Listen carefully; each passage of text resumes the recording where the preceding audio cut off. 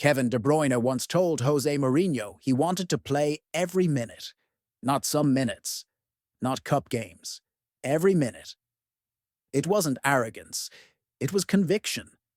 He knew what he could offer, but Chelsea, stacked with stars and chasing trophies, couldn't promise that. So they sent him to Germany. That moment didn't define him by rejection, it defined him by ambition.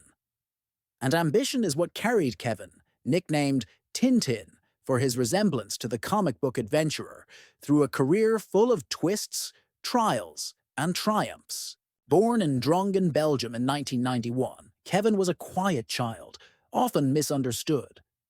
At 12, his foster family rejected him for being too difficult.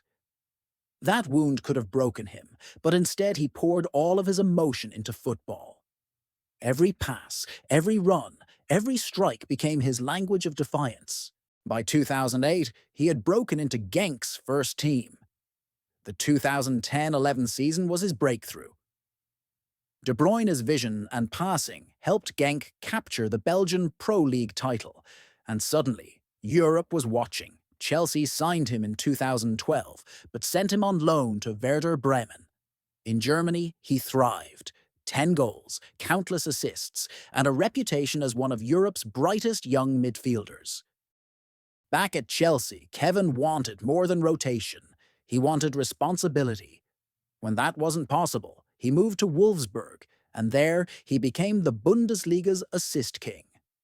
His performances were electric, his vision unmatched. Pep Guardiola took notice, and in 2015, Manchester City became his new home. At City, De Bruyne blossomed into the world's finest midfielder. Together with Guardiola, he lifted 6 Premier League titles, 2 FA Cups, 5 League Cups, and finally the long-awaited Champions League. His passing became legendary, so precise that fans joked, "If you think his ball wasn't meant for you, then it wasn't." Yet his path was never free of hardship. In the Belgian national team, he endured personal betrayal. At City, he often saw his perfect passes wasted by teammates who lacked his sharpness. Only when Erling Haaland arrived did Kevin finally feel the joy of seeing his passes converted with ruthless consistency. "So this is what it feels like," he seemed to say, smiling as goals poured in. Still, even legends chase completeness. In the Champions League final against Chelsea and later in the semi-final against Real Madrid, fate was cruel. Injuries, poor form, or simply bad luck kept him from sealing his legacy with the ultimate prize. But Kevin never stopped searching for that final nail to secure his crown. By 2025, Manchester City made the surprising decision not to extend his contract.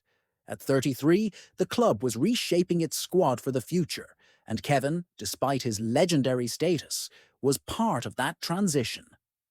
His farewell at the Etihad was emotional. Fans rose to applaud, knowing they were saying goodbye to a player who had defined their era. But Tintin's adventure did not end in Manchester. Offers came from across the world: MLS, Saudi Arabia, even rival Premier League clubs. Yet Kevin chose Napoli, a team rich in history and passion. The move carried personal resonance too. Naples was the city where he married in 2017, and now it became the stage for the next chapter of his career.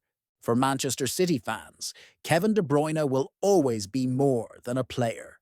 He was their light, their magician, their chapter of beauty in football.